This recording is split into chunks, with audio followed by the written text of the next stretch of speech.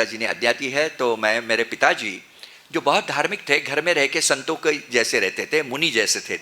शांति सागर हरदम कहते थे कि तुम, मेरे पिताजी बार बार उनके चरणों में गए और कहा कि मुझे दीक्षा दे दो। उन्होंने कहा नहीं, तुम्हारे घर में तुम अकेले हो, घर परिवार रखने के लिए कुछ नहीं, 5 आपके 4 बेटे और 1 बेटी है, आपको मैं दीक्षा नहीं दूंगा। तो मेरे पिताजी ने सब नियम ले लिए, सब नियम ले ले। इतने छोटे छोटे बात होती थी कि हमें आश्चर्य लगता था कि ये पिताजी ने ऐसा कैसे निभाया। उम्र के 45 साल, 47 साल में उन्होंने ब्रह्मचर्य व्रत ले लिया था और ब्रह्मचारी जैसे घर में रहते थे। अष्टमी चतुर्दशी को उपवास रहता था, एक ही बार खाना खाते थे, शाम को दूध और फ्रूट लेते थे, आजन में चौया रखते थे। गुरुदेव के पास चले गए और उन्होंने कहा कि मेरी उम्र अभी 82 ईयर्स की हो गई है, 82 साल की हो गई है, मुझे सल्लेखना लेनी है। तो गुरुदेव ने कहा तुम्हारी आंखें अच्छी है। दिगंबर लोग संथारे को सल्लेखना कहते हैं। सल्लेखना, मुझे सल्लेखना लेनी है कि मुझे देह त्याग करना है। तो हमारे गुरुदेव ने कहा, शांति सागर महाराज ने, अभी ये वक्त नहीं है, तुम अच्छे हो, तुम पूजा कर सकते हो, अभिषेक कर सकते हो, दिन में 3 बार सामायिक कर सकते हो, 1-1 घंटा तुम पद्मासन में बैठ सकते हो। तो ऐसी हालत में संथारा नहीं लेना है, न सल्लेखना लेनी है। तो उन्होंने नियम सल्लेखना दे दी। नियम सल्लेखना का मतलब ऐसा है कि उस दिन, जिस दिन से नियम लोगे, उस दिन से 1-1 चीज़ का त्याग करना है। जिस दिन सल्लेखना उसने ली, उन्होंने आजन्म नमक का त्याग कर दिया कि उस दिन से नमक जिंदगी भर के लिए नहीं खाऊंगा। उसके बाद में अगले साल गए वापस गुरुदेव के, हर साल 6 महीने से जाते थे, एक नया नियम लेते। उसके बाद में ड्राई फ्रूट का त्याग कर दिया, उसके बाद में मीठी चीज़ का त्याग कर दिया। ऐसा त्याग करते करते करते, हरी का त्याग तो हरदम रहता था, हरी चीज़ वो महीने में हार्डली 2-3 बार खाते थे, नहीं तो हरी का त्याग था। तो ये सब चीज़ें करते करते एक वक्त आ गया, 94 की उम्र हो गई और गुरुदेव ने फिर, अभी पिताजी ने मुझे, हमको बुला के कहा कि तेरा मेरा व्रत पूरा हो गया, अभी 12 साल हो गए हैं। मगर वो सुनाई देते थे, कान उनके इतने उम्र में, 94 की उम्र में उनको सिर्फ 4 दांत गए थे, बाकी दांत भी थे। तो उन्होंने कहा कि नहीं, मुझे अभी सल्लेखना लेनी है। मैंने कहा पिताजी आपकी तबीयत अच्छी है, हम गुरुदेव के पास चले जाएंगे और 1-2-4 साल का टाइम और मांग लेंगे। वो बोले नहीं, जो नियम लिया है वो नियम लिया है। और फिर उन्होंने हमको सबको बुला कर कह दिया, उन्होंने ज़िंदगी भर कोई दवाई नहीं ली।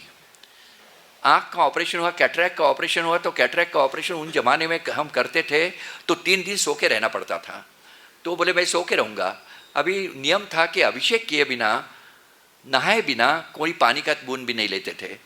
3 दिन पूरा निरंकार निर्जल उपवास किया हॉस्पिटल में, और चौथे दिन घर पे आए। डॉक्टर ने कहा कि अभी नहीं जा सकते, अभी ड्रेसिंग विसिंग बाकी है।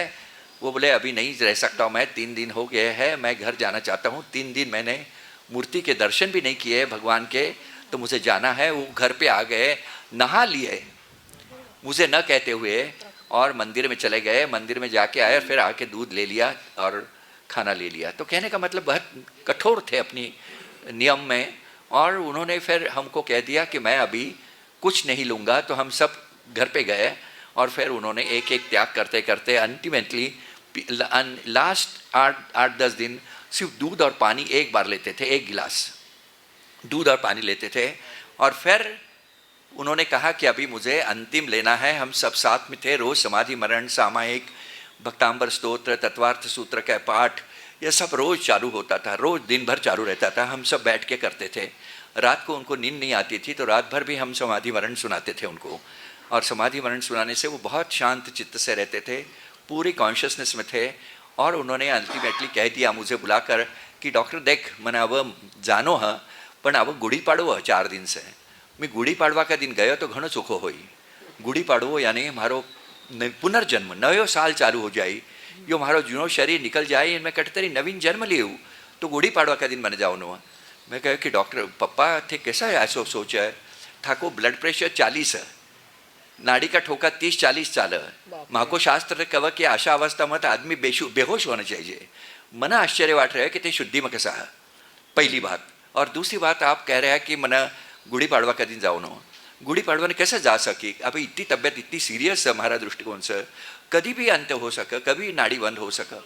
तो बोले नहीं हो सकता है, मैं देखता हूँ। और वो नाम कंटिन्यूसली ओम नमो सिद्धेभ्या, ओम नमो सिद्धेभ्या का जाप करते थे। और फिर अल्टीमेटली गुड़ी पाड़वा के दिन सुबह 7:20 पर यानी सूर्योदय हो गया। उन्होंने कहा हमारे घर में मूर्ति थी, तो उन्होंने कहा कि कल्याण जा ऊपर, धर्म मेरा बड़ा भाई कहो कि ऊपर जाकर अभिषेक कर ले। पटकन मन गंधोदक, भगवान का मूर्ति को गंधोदक ला, 2 चंद अपने हाथों से गंधोदक लिया, आँख को लगाया, चंदन लिया आपसे हाथों से, सर पे चंदन भी लगा लिया। उनको रोज चंदन लिए लगाने लिया, वो घर के बाहर नहीं पड़ते थे भगवान के मूर्ति मंदिर में।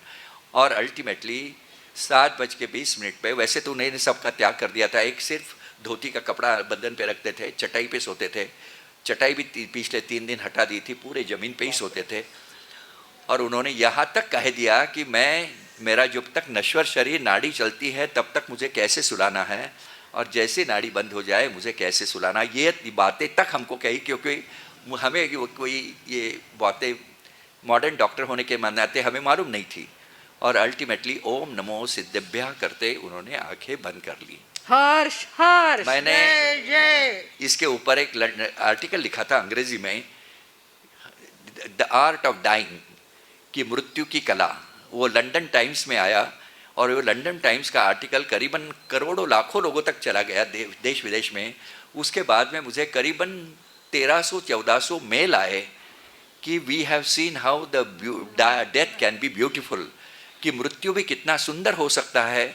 ये आपका आर्टिकल पढ़कर हमने सुना, और मैंने कहा कि हमारे मृत्यु महोत्सव, मेरे पिताजी ने मृत्यु महोत्सव किया, और हर एक श्रावक का यही लक्ष्य होना चाहिए कि मैं मेरे जीवन में कुछ ऐसा करूं कि मैं मेरा मृत्यु महोत्सव कर सकूं, क्योंकि यह नश्वर शरीर तो छूटने वाला है, कभी न कभी छूटने वाला है। माता जी, आपके चरणों में आके मुझे बहुत खुशी होती है हरदम, और नई प्रेरणा मिलती है।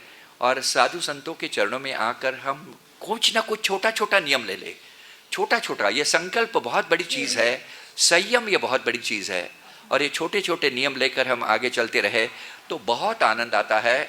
और मैं तो कहता हूँ कि मेरी उम्र भी 79 है, 80 हो जाएगी अगले साल, मगर ये उम्र में भी मैं 18 घंटा काम कर सकता हूँ। पेशेंट की सेवा कर सकता हूँ, जीवदया का काम कर सकता हूँ, पशुवर्ती का काम कर सकता हूँ, शाकाहार का काम कर सकता हूँ, और जहाँ कोई संत बुलाए वहाँ चला जाता हूँ। वैसे हफ्ते में मैं 3 दिन ही प्रैक्टिस करता हूँ, और 4 दिन यही काम करता हूँ। और जैसे माता जी ने बताया, जो कुछ कमाता हूँ 50% इसमें 50 साल से इसीलिए लगाया, इसलिए किसी के पास से एक पाई भी दान लेने की मुझे ज़रूरत नहीं पड़ी, क्योंकि मेरा ही पैसा मैं सब इसमें खर्चा करता हूँ। बहुत आनंद आता है। इसी लोग हंसते हैं कि आप फ्लैट में रहते हो, आपका कोई फार्म हाउस नहीं, आपका कोई बड़ा बंगला नहीं, आपके पास कोई